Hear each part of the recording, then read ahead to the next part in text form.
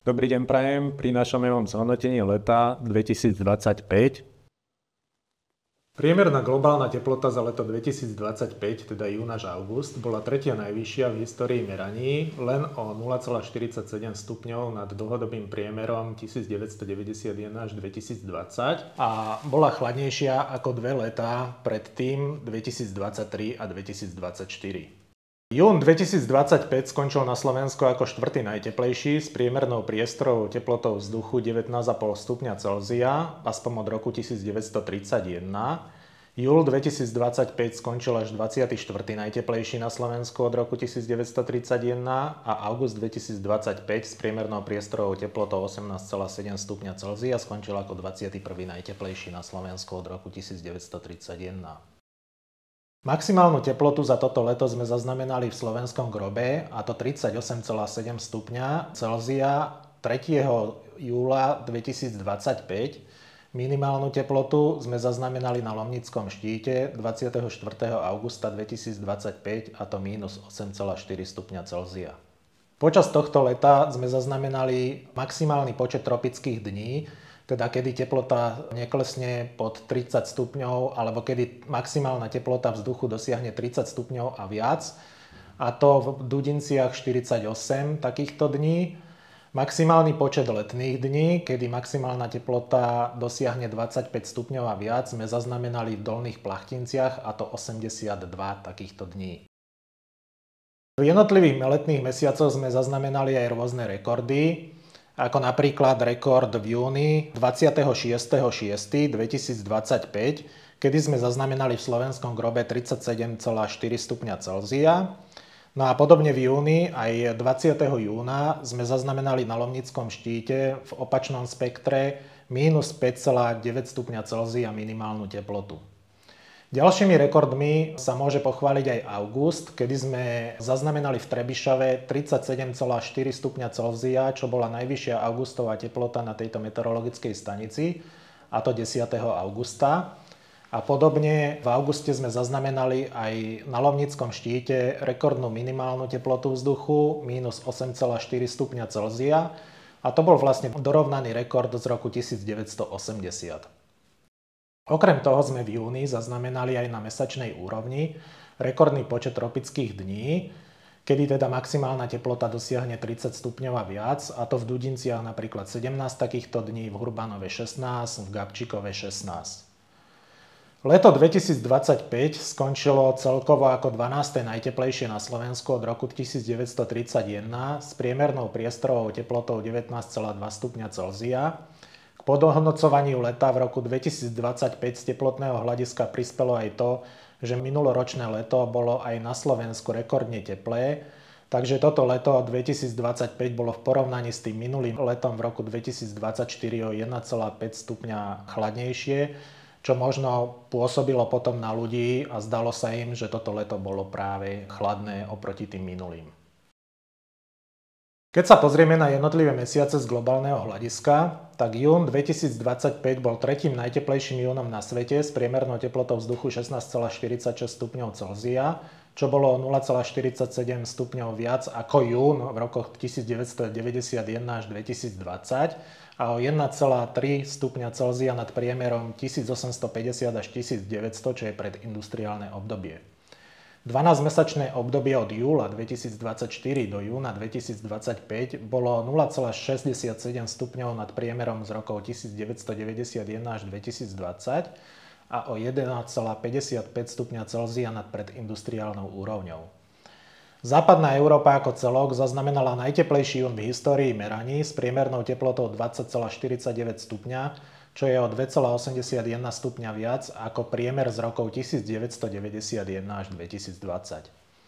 Zaznamenali sme dve veľké vlny horúča v júni a začiatkom júla 2025 postihli rozsiahle časti západnej a južnej Európy. Veľká časť regiónu zaznamenala pocitové teploty presahujúce 38 stupňov Celzia, čo zodpovedá veľmi silnému tepelnému stresu. V časti Portugalska dosiahli dokonca pocitové teploty okolo 48 stupňov, čo znamená už extrémny tepelný stres. Nadpriemerné teploty boli zaznamenané na väčšine západnej a strednej Európy Spojených štátoch, Severnej Kanade, v Strednej Ázii, Východnej Ázii a Západnej Antarktíde. To môžeme vidieť aj na mapke hore. Podpriemerné teploty boli zaznamenané na južnom pobreží Južnej Ameriky, pričom rekordne chladné podmienky boli zaznamenané v Argentíne a v Čile. India a východná Antarktída mali tiež podpriemerné teploty.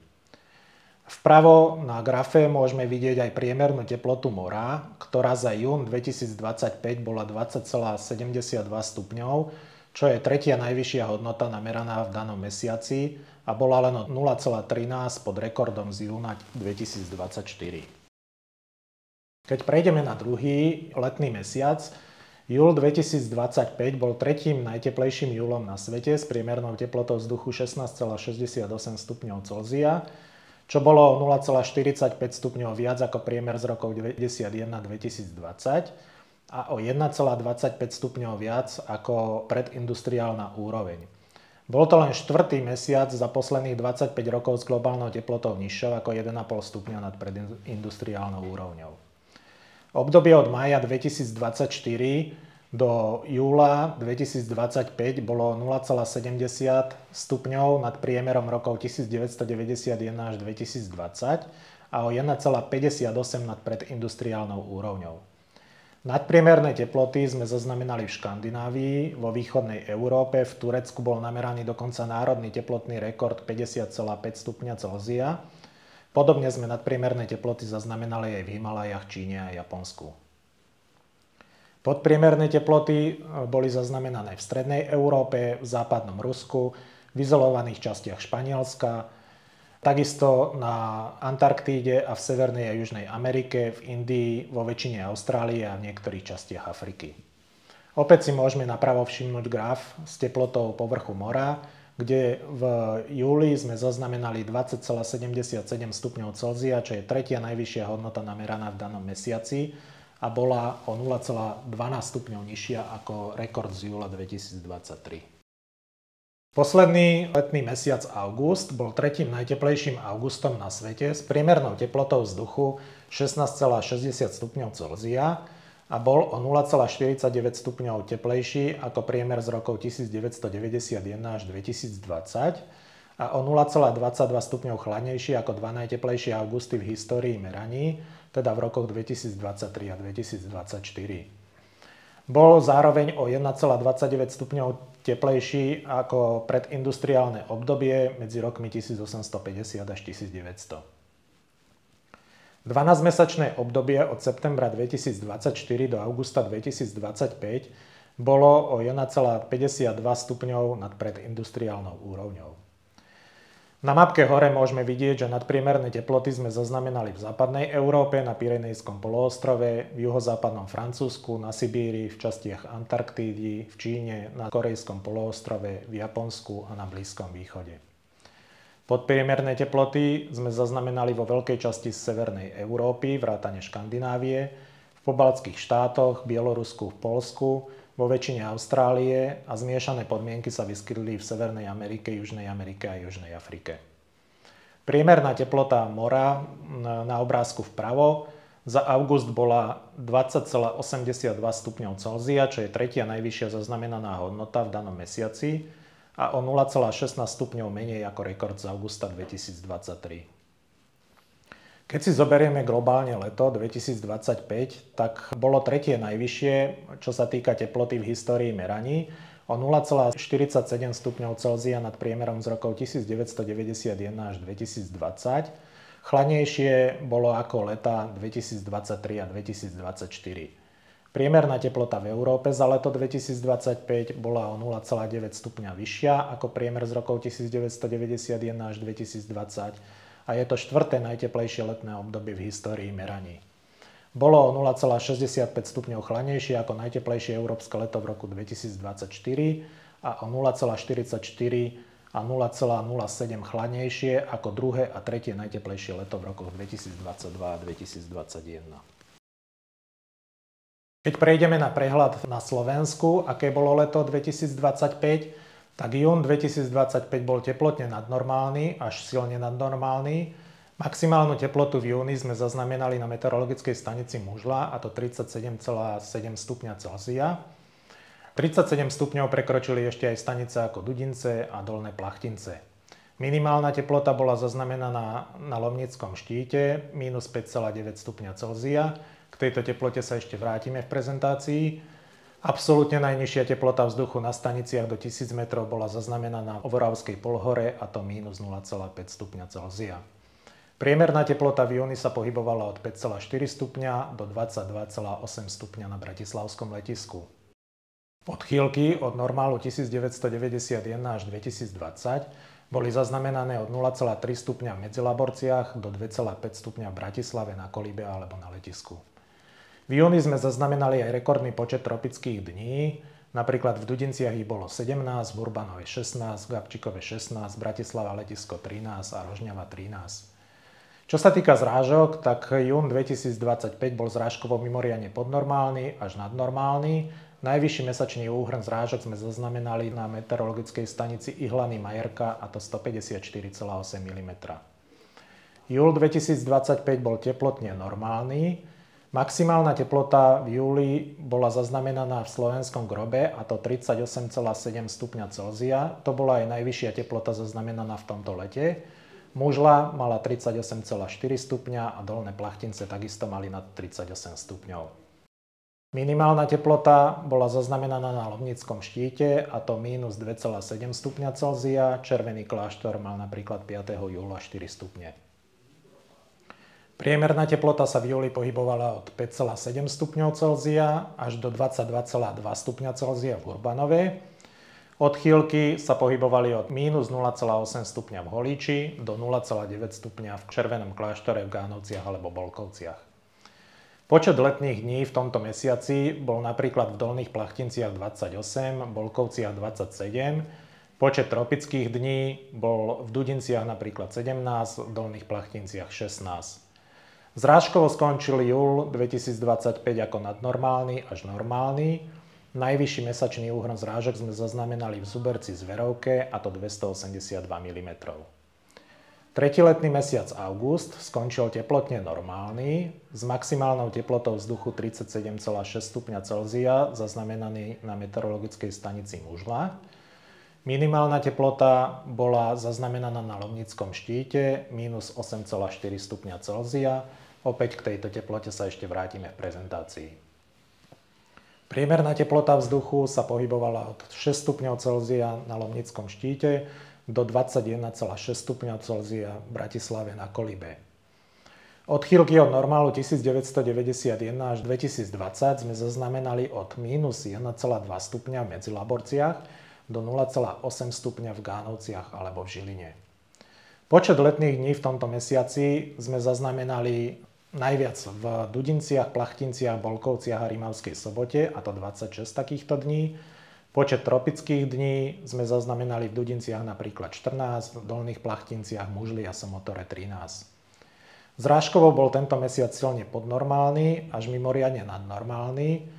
Najvyšší mesačný úhrn zrážok sme zaznamenali v Blahovej, a to 182 mm. Priestorová priemerná teplota v júni 2025 dosiahla 19,5 stupňa Celzia, čím zaradila jún ako štvrtý najteplejší na Slovensku aspoň od roku 1931. V júni sme zaznamenali niekoľko rekordov, a tu je práve spomínaná tá minimálna teplota vzduchu na Lomnickom štíte dňa 20. júna, kedy dosiahla minus 5,9 stupňa Celzia, a môžeme si všimnúť na tom grafe, že je to najnižšia zaznamenaná teplota pre tento deň 20. júna od roku 1951. Ďalším zaujímavým rekordom v júni 2025 bola maximálna teplota vzduchu v Slovenskom Grobe dňa 26. júna, kde sme zaznamenali 37,4 stupňa Celzia, čo bol rekord aspoň od roku 1973 pre túto meteorologickú stanicu. Absolútne denné maximum bolo 37,7 stupňa Celzia namerané v Mužle, a do roku 2024 držala rekord meteorologická stanica v Kuchyni, a to z roku 2019, kedy sme zaznamenali 35,1 stupeň Celzia. Rekordný počet tropických dní bol zaznamenaný v tomto mesiaci aspoň od roku 1951 na väčšine meteorologických staníc. Tu vidíme napríklad Bratislava letisko a Urbanovo. kde v Bratislave na letisku sme zaznamenali 13 takýchto dní a v Hurbanove až 16. Priestorová priemerná mesačná teplota vzduchu v júli od roku 1931 na území Slovenska dosiahla 19,4 stupňa Celzia a zaradila mesiac júl na 24. miesto najteplejších júlov na Slovensku od roku 1931. Priemerná mesačná teplota vzduchu v júli na meteorologickej stanici Bratislava letisko od roku 1951 je zobrazená na tomto grafe a môžeme vidieť, že minuloročný júl dosiahla priemerná mesačná teplota 24,9 stupňa Celzia, čo bola rekordná hodnota. A keď sa pozrieme na súčasný júl, kde priemerná mesačná teplota dosiahla 22 stupňov, tak si môžeme povedať, alebo môžeme z tohto grafu vidieť, že to boli práve tie teplejšie júle, aj keď sa napriek tomu zdalo ľuďom, že ten júl bol chladnejší ako tie posledné letá, čo je teda aj pravda, môžeme to vidieť aj z priloženého grafu, ale pred rokom 1991 sme mali iba jedenkrát viac ako 22 stupňov Celzia a keď si pozrieme od roku 1991 práve ten zelený stĺpček, tak tie letá 22 stupňov prekračovali už bežne. Priemerná mesačná teplota vzduchu v júli na meteorologickej stanici v Košiciach na letisku nám tiež od roku 1951 dokazuje, že ten júl nebol až taký chladný, ako sa možno väčšine ľuďom zdalo a skončil s priemernou mesačnou teplotou vzduchu 21,2 stupňa Celzia. Je to samozrejme nižšia teplota ako rekordný júl minulý rok, 23,8 stupňov Celzia, ale opäť keď sa pozrieme pred rok 91, tak iba dvakrát bola prekročená teplota viac ako 21 stupňov Celzia. Podobne sme sa pozreli aj na severnejšiu stanicu, a to na meteorologickú stanicu Poprad a opäť vidíme, že od roku 1951 máme vyhodnotené priemerné mesačné teploty za júl. Opäť vidíme, že tento mesiac skončil v roku 2025 s priemernou teplotou vzduchu 17,6 stupňa Celzia. A keď sa pozrieme pred rok 1991, iba 6 krát bolo viac ako 17 stupňov Celzia. Kdežto od roku 1991 sa nám bežne vyskytujú tieto mesiace s priemernou teplotou viac ako 17 stupňov Celzia. Maximálna teplota vzduchu v júli od roku 1951 na meteorologickej stanici v Poprade dosiahla 34,2 stupňa Celzia a môžeme vidieť, že opäť napriek tej pocitovej teplote, ktorú sme mali v júli, atakovala rekord z roku 2007, kedy v Poprade namerali 34,8 stupňov Celzia. Aj na týchto vybraných staniciach Hurbanovo a Oravská Lesná, čiže jedna z južných staníc a jedna zo severných staníc na Slovensku, môžeme vidieť porovnanie za mesiac júl, ktorý sa zdal ako najchladnejší z tohto leta. A vidíme, že v Hurbanove na tom ľavom grafe skončil vlastne odchýlky priemernej teploty vzduchu od normálu 1991 až 2020 v červených číslach. Pri Oravskej Lesnej to bolo v podstate ako keby neutrálne, ale keď si pozrieme odchýlky vzduchu od roku 1991 až 2020 za leto v Hurbanove a v Oravskej Lesnej, tak vidíme, že pri obidvoch staniciach, aj pri tej južnej stanici, aj pri tej severnej stanici sme skončili v červených číslach. V Hurbanove to bolo konkrétne 2,6 stupňa Celzia odchýlka a v Oravskej Lesnej 0,6 stupňov. Priestorová priemerná mesačná teplota vzduchu v auguste od roku 1931 bola 18,7 stupňa Celzia a zaradila august ako 21. najteplejší na Slovensku aspoň od roku 1931. Opäť tu máme porovnanie na niekoľkých staniciach, konkrétne Sliač, Medzilaborce, Poprad a Oravské Veselé. Tu môžeme vidieť práve to ochladenie, ktoré nám prišlo v 3. dekáde augusta, konkrétne 25. augusta, kedy vlastne na týchto meteorologických staniciach sme zaznamenali rekordne nízke hodnoty, napríklad v Sliači 2,5 stupňov Celzia a v Poprade 2 stupne Celzia, v Oravskej polhore to bolo ešte nižšie, dokonca minus 0,2 stupňov Celzia a v Stratenej až minus 1,5 stupňov Celzia. Toto ochladenie v auguste určite všetci ľudia vnímajú a dobre si pamätajú. Napriek tomu, že sme mali rôzne typy ochladenia v auguste, tak v Trebišove na východnom Slovensku maximálna teplota vzduchu v auguste dosiahla rekordnú hodnotu, a to 37,4 stupňa Celzia, konkrétne 10. augusta 2025. Na opačnom spektre, teda minimálna teplota vzduchu bola v auguste zaznamenaná na Lomnickom štíte, aspoň od roku 1951 to bola druhá najnižšia zaznamenaná teplota vzduchu na tejto meteorologickej stanici, a to minus 8,4 stupňa Celzia, a dorovnala rekord z roku 1980. Tu môžeme vidieť priemery maxima, minima a leto roku 2025 z denných priemerov teploty vzduchu v Urbanove. Môžeme si pekne všimnúť, kedy nastali tie ochladenia, či už v júli alebo v auguste, a takisto aj vlny horúčav, ktoré boli zaznamenané na tejto meteorologickej stanici. Až to posledné augustové ochladenie, ktoré sme videli aj v predošlých slajdoch, ktoré sme spomínali, môžeme vidieť, že atakovalo kvázi tie minimálne hodnoty rokov 1951 až 2020. Keď sa pozrieme na meteorologickú stanicu Čadca, ktorá leží teda v severných častiach Slovenska, tak sme si spravili analýzu počty letných a počty tropických dní a či naozaj to leto bolo také chladné, aký mali pocit ľudia z tohto leta. Tak vidíme, že aj na tejto severnejšej stanici počet letných dní vlastne presahuje priemery obidvoch období, čiže aj 1961 až 1990 a takisto aj priemer 1991 až 2020. A podobne to bolo aj pri tropických dňoch. Vidíme, že tá červená čiara je práve ten priemer 1961 až 1990, ktorý bol prekročený výrazne. A podobne tá zelená čiara, kde zobrazujeme priemer 1991 až 2020. Takže opäť to potvrdzuje, že to leto napriek tomu, že sa zdalo ako veľmi chladné, tak tieto čísla to opäť vyvracajú. No a nakoniec teda priestorová priemerná teplota vzduchu v lete od roku 1931 na území Slovenska. Leto 2025 skončilo s priemernou priestorovou teplotou 19,2 stupňa Celzia, čo ho zarodilo na 12. najteplejšie na Slovensku aspoň od roku 1931. Ďakujem pekne za pozornosť. Dobrý deň, budem pokračovať v hodnotení leta v roku 2025 atmosférickými zrážkami. Atmosférické zrážky na Slovensku v lete v roku 2025 mali taký dosť atypický vývoj, pretože približne v prvých 5 týždňoch tohto leta bolo na Slovensku málo zrážok, bolo veľmi výrazné sucho a potom v tom období, kedy začali vrcholiť dovolenky, tak vtedy začalo potom pravidelnejšie a niekedy aj dosť veľa pršať.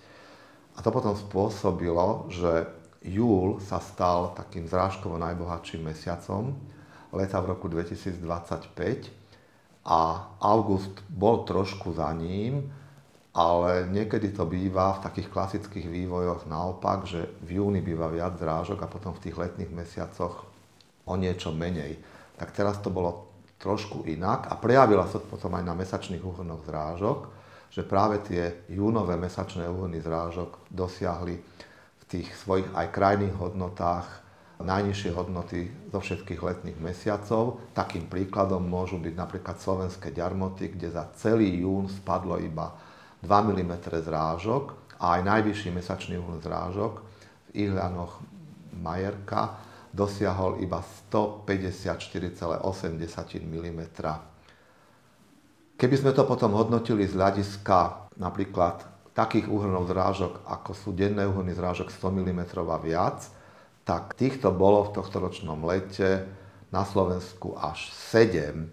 A toto stojí za pozornosť, pretože takýto vysoký počet takýchto vysokých denných úhrnov zrážok nie je bežnou záležitosťou na Slovensku. 7 ich niekedy nebýva ani za celý rok a preto potom aj ten počet 7 denných úhrnov zrážok hodnotou 100 mm a viac na Slovensku v tohtoročnom lete je tretí najvyšší od roku 1981 a viac ich bolo iba v lete v roku 1994 a v roku 1999 a to boli tie letá na konci 20. storočia, kedy sme pocítili, ako začína byť vplyvom klimatickej zmeny viac zrážok.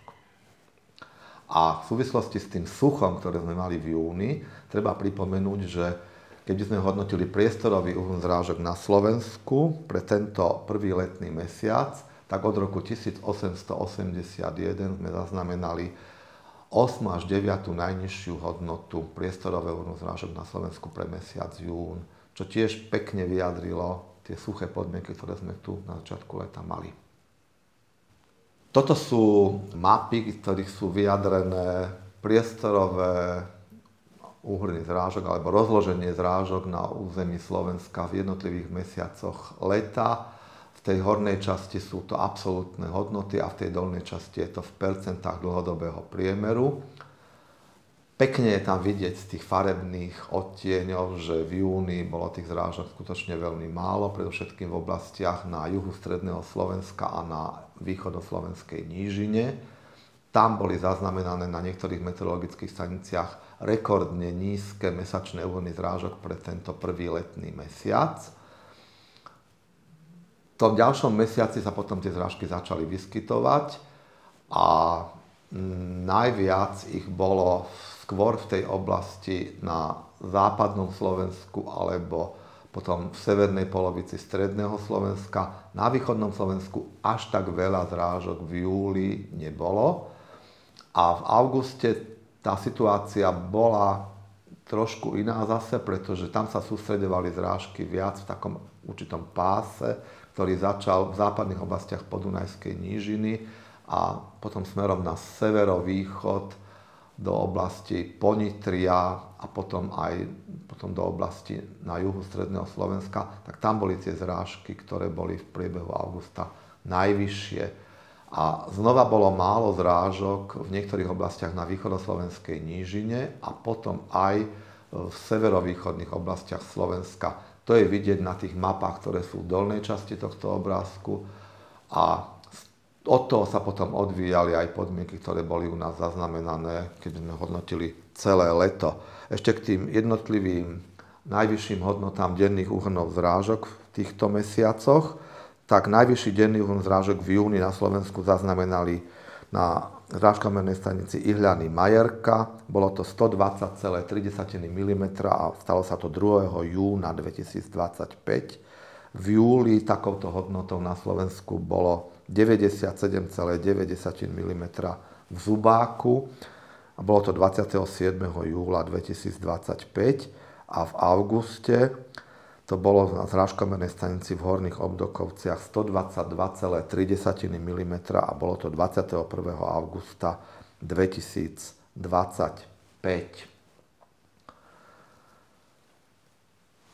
K tým jednotlivým mesačným úhrnom zrážok v mesiacoch leta spomínal som v júni, aké boli mesačné úhrny zrážok. V júli najvyšším mesačným úhrnom zrážok na Slovensku bolo 282 mm.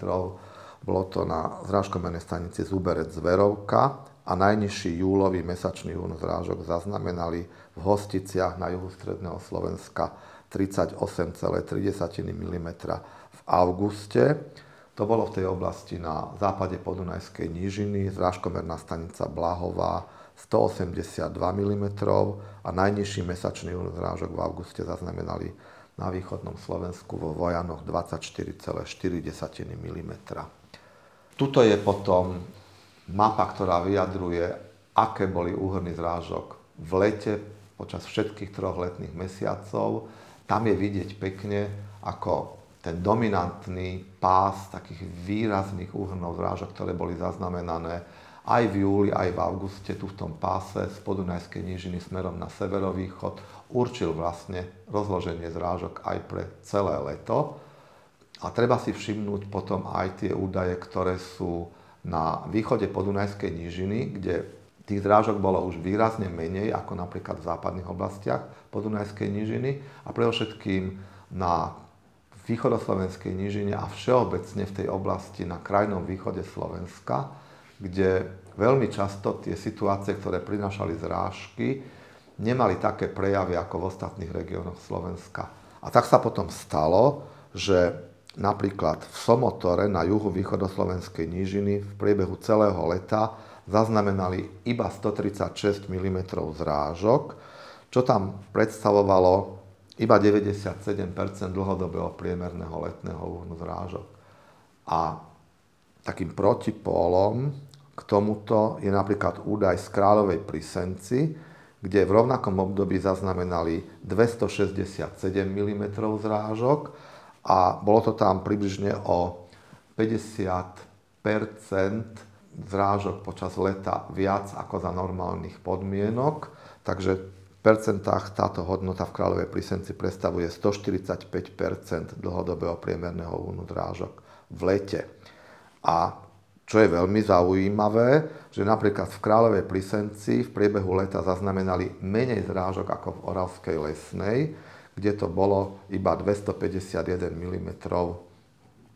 Toto sú také paradoxy, ale všetko to bolo spôsobené tým, že vlhké vzduchové hmoty v priebehu leta veľmi pravidelne prichádzali na Slovensko od juhozápadu a chýbali nám väčšinou zrážky, ktoré by prichádzali od severozápadu a to sú vlastne zrážky, ktoré potom rozhodujú o množstve zrážok napríklad na severozápadnej Orave. A preto teraz napríklad pri vyjadrení zrážok v lete v percentách normálu je veľmi pekne vidieť, ako na severozápadnej Orave a v rozsiahlých oblastiach východného Slovenska sú tie odtiene také najbledšie a to znamená, že tam boli aj v tom relatívnom vyjadrení úhony zrážok v lete najnižšie. Toto je priestorový úhon zrážok v lete na Slovensku od roku 1881. Vidíte, že vzhľadom na ten vývoj, ktorý tu bol počas leta zaznamenaný, je to taká veľmi priemerná hodnota, ktorá sa výrazne neodchýlila od dlhodobého priemeru, ale keby sme to potom hodnotili v jednotlivých mesiacoch, tak tam už to bolo inak a toto je vyjadrené tu. Je to takou červenou farbou, pretože sme to hodnotili pre leto. Takže tam si treba všimnúť ten jún, kedy bolo zrážok na Slovensku naozaj veľmi málo a tá hodnota bola 8. až 9. pre metódu dvojitého váženého priemeru od roku 1881. A potom v tých ďalších dvoch letných mesiacoch, tak tam pre všetkým v tom júli je tú hodnotu vidieť trošku viac ako tú augustovú, pretože v júli tých zrážok bolo zo všetkých letných mesiacov najviac. A toto sú potom tie situácie, ktoré boli dôsledkom toho, že v júli sa začali pravidelnejšie vyskytovať výdatnejšie zrážky a na niektorých zrážkomerných a meteorologických staniciach sa to prijavilo potom tak, že tam boli zaznamenané buď rekordné denné úhony zrážok pre mesiac júl a v niektorých prípadoch to nebolo iba pre mesiac júl, ale to bolo bez ohľadu na mesiac, to znamená, bola zaznamenaná napríklad aj najvyššia hodnota denného úhonu zrážok pre celý rok. Toto je príklad zo Žiharca, kde padlo v tom jednom termíne s výdatnými zrážkami takmer 100 mm zrážok za jeden deň, čo je na oblasť Podunajskej nížiny veľmi veľa. Toto je príklad zase dvojdenného úhonu zrážok, pretože tie zrážky niekedy padali aj počas viacerých dní. Toto je oblasť na severozápadnom Slovensku, zrážkomerná stanica Zubák, kde zaznamenali za 2 dní viac ako 100 mm zrážok. Toto je potom ten mesačný úhon zrážok, ktorý zaznamenali v Žiharci v júli. Je vidieť, že je to druhá najvyššia hodnota v celom období prevádzky tejto stanice a je to dôsledok tých niekoľkých situácií, ktoré tam spôsobili vysoké denné úhony zrážok. Toto je potom už situácia z augusta, kde napríklad v Kremnických vrchoch na zrážkomernej stanici Králiky zaznamenali tej situácii, ktorá tam bola v poslednej dekáde augusta, zase za jeden deň takmer 100 mm zrážok. Toto je zase maximálny denný úhon zrážok v auguste na meteorologickej stanici v Štolci a tam tiež ten denný úhon zrážok bol veľmi vysoký, blížil sa k 100 mm. A toto je potom situácia, ktorá vyjadruje denný úhon zrážok 21. na 22. augusta 2025. Tou červenou farbou sú vyjadrené hodnoty 50 mm a viac. Bolo ich tam naozaj veľmi veľa. A keď sme to potom hodnotili relatívne, tak to bola situácia, kedy v relatívnom vyjadrení takýchto denných úhonov zrážok 50 mm a viac bolo na Slovensku zaznamenaných, bola to druhá najvyššia hodnota po jednom termíne, ktorý bol zo 70. rokov 20. storočia, takže naozaj veľmi významná udalosť z hľadiska zrážok na území Slovenska. A toto je potom taký pekný príklad, ako tie zrážky padali. Dosť často sa spomínalo, že to bolo v určitých pásoch, ktoré zasiahli len istú časť Slovenska. A toto je ten príklad na konci leta z 31. augusta 2025, kedy sa tie najvydatnejšie zrážky sústreďovali práve v tej oblasti na takom juhozápade stredného Slovenska. Ďakujem vám za pozornosť. Dobrý deň, moje meno je Jozef Rozkošný a rád by som pokračoval v zhodnotení leta 2025, čo sa týka fenologického monitoringu. A tým by som nadviazal na kolegov, ktorí zhodnotili leto po stránke teploty vzduchu a atmosférických zrážok. Na začiatok máme taký súhrn, čo sa týka fenologického monitoringu. Počas celého leta sme zaznamenali nadpriemerné teploty pôdy v hĺbke 5 a 20 cm. Počas vrcholu vlny horúčav začiatkom júla, teda v prvej dekáde júla, sme zaznamenali pomerne vysoké prehrievanie pôdy v hĺbke 5 cm, a to na hodnotách od 35 až 40 stupňov Celzia na meteorologickej stanici Hurbanovo. Z týchto nadpriemerných teplých teplot pôdy, ako aj teploty vzduchu, vyplývalo tzv. Núdzové dozrievanie ozimných obilnín v priebehu júla, čo zaznamenali aj fenologickí pozorovatelia. A ak sa teda pozrieme na dozrievanie obilnín, teda tzv. Žltú zrelosť, napríklad pšenice alebo jačmeňa, tak tá nastala v priemere o 1 až 3 týždne skôr v porovnaní s dlhodobým fenologickým normálom 1991 až 2020. Následne začal zber obilnín v priebehu poslednej dekády júna, kedy bola vlastne odštartovaná žatva v roku 2025, ktorá bola následne prerušená výskytom atmosférických zrážok v priebehu druhej polovice prvej dekády júla. Toto prerušenie trvalo na niektorých fenologických staniciach až 23 dní, teda keď si zoberieme periódu od plnej zrelosti ozimných a jarných obilnín až po samotný zber, ako napríklad na fenologickej stanici Senica. To bolo až 23 dní a na takýchto lokalitách nastal zber v porovnaní s fenologickým normálom 1991 až 2020 v normále. Ale na viacerých miestach tento zber nastal skôr v priemere od 1 až do 2 týždňov, aj napriek tomu prerušeniu, ktoré nastalo v závere prvej dekády júla. Začiatok leta, najmä mesiac jún a začiatok júla, bolo v znamení výraznej periódy sucha, kde teda extrémne sucho sa vyskytovalo až na 60% územia. Bolo to pomerne plošné a toto extrémne sucho bolo ukončené až v druhej dekáde júla. Avšak je dôležité poznamenať, že začínajúce sucho ďalej pretrvávalo až do konca júla, a to na 60% územia. Dôležité je ešte spomenúť, že v hlbších vrstvách výrazné sucho pretrvávalo naďalej počas celého leta. Čo sa týka negatívnych dopadov sucha na poľnohospodárske plodiny, tak viac menej sme zaznamenali najmä na zelenine, respektíve zemiakoch lokálne.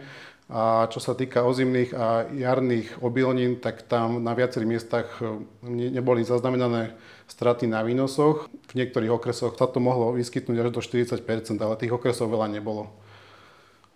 Prejdeme ďalej v prezentácii, teda na teplotu pôdy.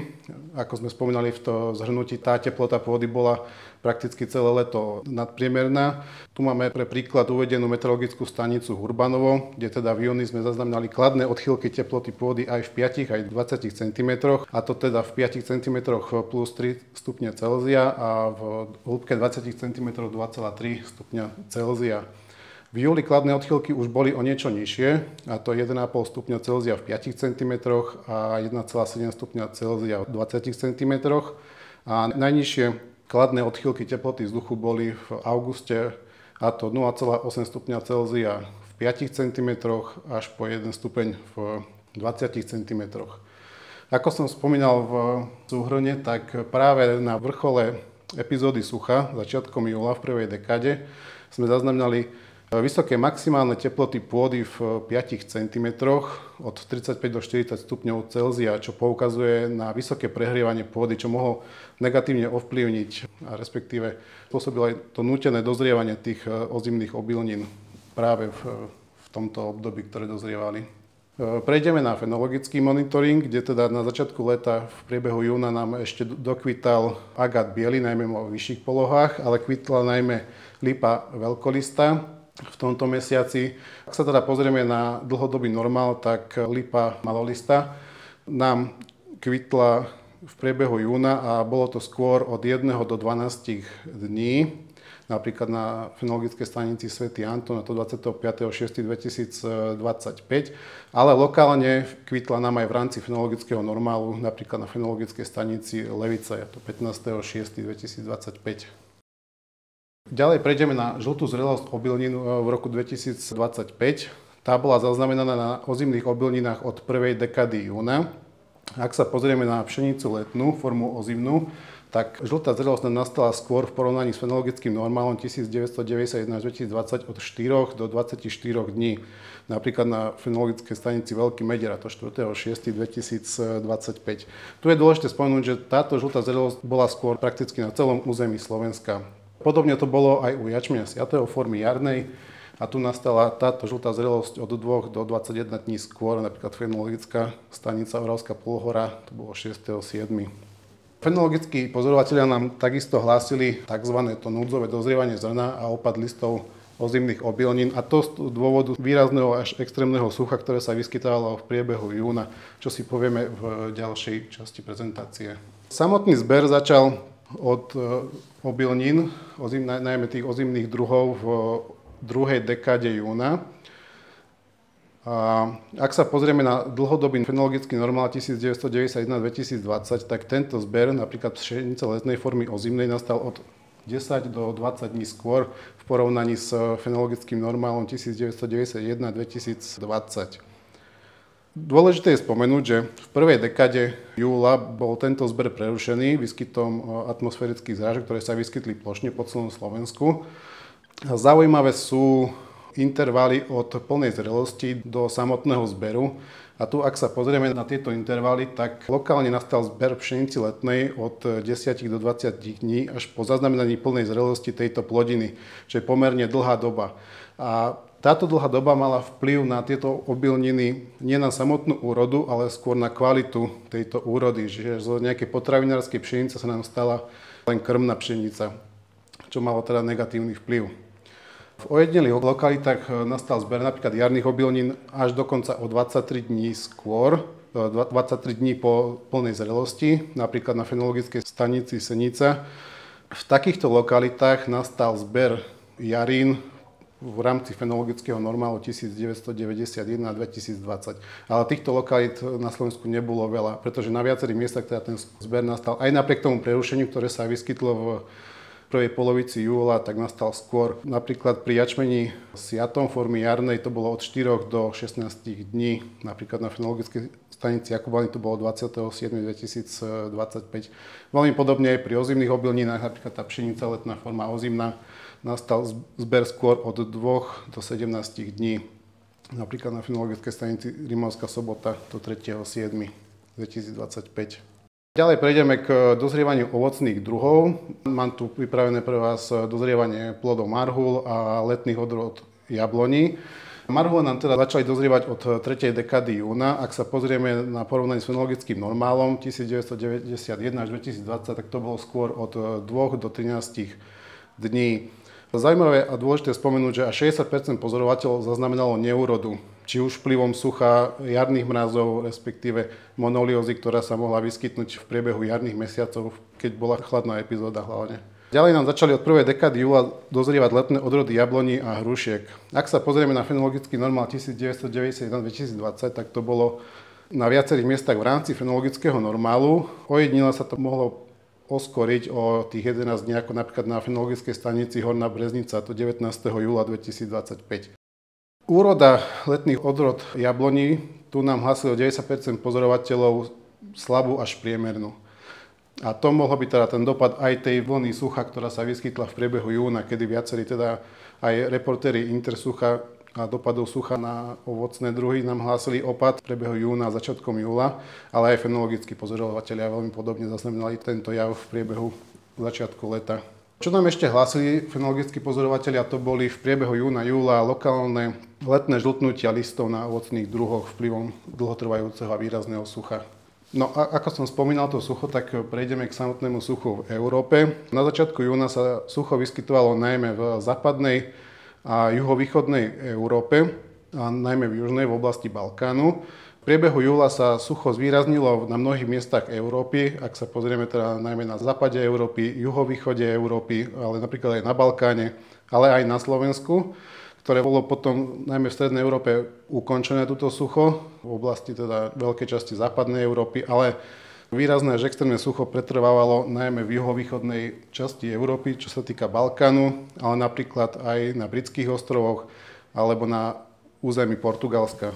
Na Slovensku sa od začiatku leta prehlbovalo a zvýrazňovalo sucho na mnohých miestach. Ako môžete vidieť, to percento zastúpenia jednotlivých kategórií sucha bolo pomerne výrazné. Najviac zastúpené extrémne sucho bolo práve v období okolo 29. júna 2025, kde teda až 60% územia bolo zasiahnutým extrémnym suchom, čiže bolo to veľmi plošné. To si potom ukážeme na intenzitách sucha a na mapkách na ďalších slajdoch. Ale ak si zoberieme rôzne kategórie, teda od začínajúce sucha až po to extrémne, tak sa vyskytovalo v tomto období práve prakticky na celom území Slovenska. Neskôr tie atmosférické zrážky, ktoré sa vyskytli v priebehu júla, sucho neukončili. To sucho pokračovalo dokonca na 60% územia ešte ako začínajúce. Ukončené bolo prakticky až v závere júla. No ale v ďalšom období v priebehu augusta sa vyskytovalo opäť na takmer 80% územia začínajúce až extrémne sucho. Tak ako som spomínal, tak v priebehu júna sa sucho zvýrazňovalo na mnohých miestach Slovenska. Na priložených mapkách môžeme vidieť, že v závere júna bolo to extrémne sucho až na 60% územia, bolo to plošné, vyskytovalo sa prakticky po celom území Slovenska. Ak sa pozrieme na deficity pôdnej vlahy, tak najvyššie boli práve v závere júna od 80 až 100 mm. Takýto bol deficit napríklad na Orave. Tým deficitom pôdnej vlahy bolo zasiahnuté prakticky celé Slovensko. Začiatkom júla sa v oblasti Záhoria vplyvom atmosférických zrážok sucho zmiernilo, no na ostatnom území naďalej pokračovalo extrémne až výrazné sucho, najmä v Podunajskej nížine, v časti Oravy, respektíve východoslovenskej nížiny. Až v tej nasledujúcej dekade, okolo 13. júla, tamto sucho bolo výrazne zmiernené na mnohých miestach územia, no na východe pretrvávalo naďalej. Ale čo je dôležité spomenúť, tak tej hlbšej vrstve od 40 do 100 cm tamto výrazné sucho pokračovalo ďalej, čo vlastne sa potom ukázalo aj v tom najvyššom pôdnom profile, kde teda už okolo 20. júla bolo na 60% územia už začínajúce sucho. A v tých hlbších vrstvách to sucho pretrvávalo naďalej v priebehu júla. Čo sa týka pôdneho deficitu, tak ten bol najvyšší opäť na Orave, ale aj na Horehroní od 60 do 80 mm v priebehu júla. Na ostatnom území, kde teda tie zrážky sa vyskytli pomerne intenzívne, tak tam bol dokonca už nadbytok vlahy, a to najmä v okolí Záhoria, a to od 20 do 40 mm. V priebehu augusta to sucho sa opäť zvýrazňovalo, najmä na východnom Slovensku, ako môžeme vidieť, tam opäť sa vyskytovalo extrémne sucho na určitom území, teda najmä toho východného Slovenska. No opäť vplyvom atmosférických zrážok v priebehu augusta sa to sucho zmiernilo a v závere leta sucho bolo už len na severe územia. Ak sa pozrieme na deficity pôdnej vlahy, tak opäť to bolo na Orave, a to až do 100 mm deficitu pôdnej vlahy. Zo sucha nám vyplýval aj stres suchom na vegetáciu. Tu môžeme si všimnúť na tejto mape kumulovaný stres suchom počas letných mesiacov, teda na tej mape B za posledné 3 mesiace. To predstavuje jún, júl, august. A môžeme si všimnúť, že vegetácia bola stresovaná prakticky celé leto suchom. Najmä na území Podunajskej nížiny, východoslovenskej nížiny, napríklad Považia, Horné Nitry alebo Zvolenskej kotliny, tak túto percento času bolo až 90% a tá vegetácia bola stresovaná. Prejdeme ďalej k dopadom sucha na poľnohospodárske plodiny, kde teda máme pripravené pre vás odhadované straty výnosov jačmeňa jarného a jačmeňa ozimného. Na viacerých miestach teda tá úroda bola dobrá bez vplyvu sucha, ale máme napríklad okresy ako Komárno a napríklad Nitra, kde teda tie straty výnosov boli nad 40%. ale týchto okresov nebolo teda nejako veľmi veľa. O niečo lepšie sme zhodnotili jačmeň ozimný, kde tie dopady sucha boli výrazne nižšie oproti tomu jačmeniu formy jarnej. Čo je dôležité ešte spomenúť, to je, že v závere júna boli výrazne ovplyvnené druhé kozby lúk, kde viacerí reportéri nám hlásili menej ako 50% úrody zelenej hmoty. A aj ako v rámci fenologického monitoringu, tak aj reportéri sucha poľnohospodársky nám hlásili núdzové dozrievania vplyvom sucha jarných, respektíve ozimných obilnín. A to teraz z toho dôvodu sucha a vysokých teplot vzduchu. Čo nám ďalej hlásili, to bolo, že sucho negatívne ovplyvnilo rast porastov kukuric práve koncom júna, začiatkom júla, kde teda nám hlásili najmä pozastavený rast, ktorý sa neskôr vplyvom atmosférických zrážok znova spustila a tieto porasty znova začali prirastať v priebehu júla. Lesníci nám hlásili prakticky z celého Slovenska negatívne dopady, najmä na jarné výsadby. Napríklad v takom okrese Revúca to bolo až zlyhanie výsadieb. Na viacej okresoch, napríklad Brezno, Levice, Galanta, Malacký, Banovce nad Bebravou, tak tam boli hlásené pokročilé prejavy sucha, čiže tie výsadby odumierali v skupinách, respektíve usychali. Teda neboli úplne celé plochy vyschnuté a odumreté, ale tých okresov bolo pomerne veľa. Ak sa pozrieme na dreviny, ktoré boli zasiahnuté, teda ak zoberieme tie hospodárske ako borovica, buk, dúb, jedla a smrek, tak pri každej drevine sme zaznamenali tie maximálne dopady na úrovni skupinového usychania drevín. Ďalej v okrese Púchov lesníci nám hlásili vplyvom dlhodobého a viacročného sucha odumieranie korún javorov, ako môžete vidieť na priložených fotografiách. Týmto chceme aj poďakovať tým reportérom, ktorí nám takto zasielajú. Vlastne tie javory vplyvom toho dlhodobého sucha začali chradnúť a tie koruny usychajú. Ďalej prejdeme na dopady sucha na vinič a ovocné dreviny, čoho negatívnejšie vyšli tie ovocné druhy, kde môžete vidieť, že strata výnosov na 40% bola napríklad v okrese Prievidza, Vranom na Toplov, teda na ovocných druhoch, ale v niektorých okresoch to bolo od 10 do 40%, ale tých okresov nebolo až tak veľa. Čo sa týka viniču, tak ten je prakticky bez nejakých dopadov na väčšine územia, okrem okresu Nové Zámky a napríklad Cenica, kde to bolo od 30 do 40%. Ďalej tu máme dopady sucha na zeleninu a zemiaky. Tu môžeme vidieť, že tiež tých okresov, kde teda dopady negatívne sucha neboli, tak tých je pomerne veľa, aj čo sa týka zeleniny, aj čo sa týka zemiakov. Napríklad straty na výnosoch na zemiakoch hlásili z okresu Poprad, Krupina to nad 40%, ale od 30 do 40% napríklad Piešťany, Partizánsky alebo Kežmarok.